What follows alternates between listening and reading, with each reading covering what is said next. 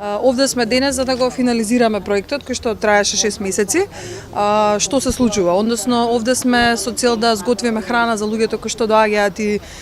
тековно, значи, си ги земаат оброците кои што не може да си ги дозволат. Меѓутоа, поентата на самиот овој проект беше да се разбуди свеста кај граѓаните дека вишокот може да се реупотреби, односно може да се претвори во храна која што е јадлива.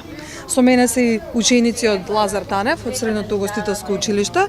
Сара, Теодора и Дамјан, кои што во овие 6 месеци со своите техники угостителски, дополнително и со нивната работа, пробавме некако да ги научиме дека важно е како идни оператори со храна да знаат што користат, колку користат и нели да не го фрлаат она што останува.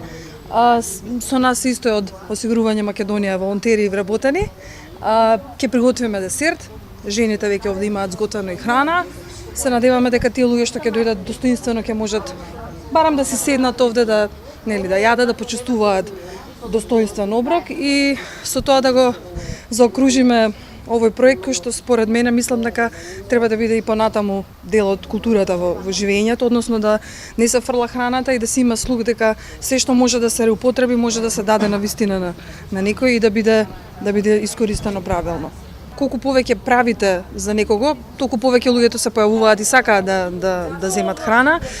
Мене барем од мој агол ми е јасно дека кај нас има начин како тоа да се направи, меѓутоа фали систематизација, фали многу човечки капацитет за да тоа се спроведе. Не заради тоа што немаме техники, него заради тоа што потребно е едукација во тоа поле, односно луѓе кои што ќе знаат како да се однесуваат со храна што е спремна, храна која што е да речеме месо или млеко или било каков тип на производ. Така да мислам дека луѓето се постојано ќе има некој што е гладен, значи не можете тоа да го сопрете никако, меѓутоа би било убаво да постои некоја систематизација на сето тоа, значи со платформа која што веќе постои, со луѓе кои што би помагале за да некако дојдеме до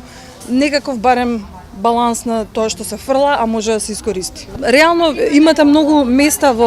и на интернет кои што може да ги видите, значи зборуваме и од типот на платформа како што е Сите Сити, потоа иницијатива како што е Ретвитни оброк или било каде кај што може да оставите храна, значи она што ви останува дома или она што го имате како вишок, наместо да го фрлате да правите отпад, да правите ѓубре, апсолутно може да го дадете на некој што дента нема или знаете дека би можел да го искористи. Системот за донирање на вишок храна кој што започна да функционира од пред еден месец покажува дека компаниите има голем интерес за ова. Значи ние веќе имаме 2,5 тони донации кои што помогна на илјадници граѓани, илјадници оброци, значи самата мрежа во која учествуваат 14 на граѓански организации и 10 на бизниси, покажа дека на жалост имаме многу вишок храна кој што останува и од друга страна дека имаме илјадници граѓани кои што имаат потреба од таа храна. Оваа веб платформа која што е иновација, која што е технолошко решение, всушност само го убрза начинот на брзо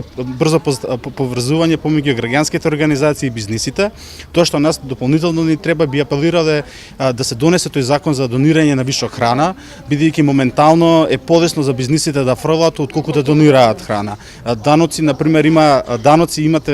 плаќате ако донирате храна, а не плаќате даноци кога фрлате храна. Така што тие бизниси сега што донирате се навистина големи пионери и имаат голема општествена одговорност, едноставно не им дозволуваат чувството дека може храна да се фрли наспроти да се даде на луѓе, тоа да го прават, па ги промениат своите практики, но за да ова го пренесеме из целата земја да добие тоа многу масовно, стотици илјадници тони да биде, мора да ги направиме законските измени. Овој систем, значи, оваа година пилотира на територија на Скопје. Дистрибуцијата и транспортот се одвива на тој начин што, на пример, дел од граѓаните имаат директно оброк овде, на пример, во Кујни, доаѓаат, значи се приготвува оброк од таа вишок храна. Другото се неделни месечни пакети кои што фамилиите ги добиваат, или се тоа, на пример, храни кои што директно различни државни и граѓански центри го добиваат, кои што работат со различни категории на граѓани. Дистрибуцијата, морам да кажам, навистина дека има фирми кои што верувате, како на пример, не знам, Кликни јади, каде што бесплатно ја доставуваат храна, се збориме за оваа готвената храна од една позиција на друга. Значи има таков слух, има компании кои што храната дистрибуираат низ цела Македонија,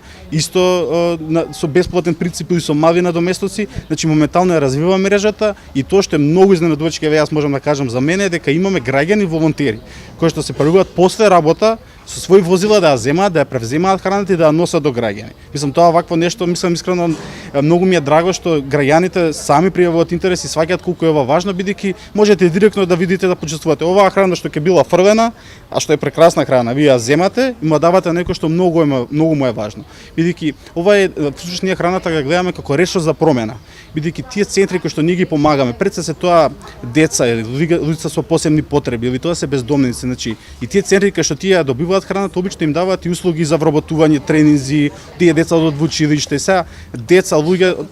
не може да очекуваме дека тие гладни ќе, значи мора да им помогнеме да идат во училиште нахранети за да можат да излезат од тој циклус на сиромаштија. Така што ова е одлична, како да кажам, храната баш покажува дека е ресурс за општествена промена кој што може да ја видиме и на еколошки момент, социјален и економски.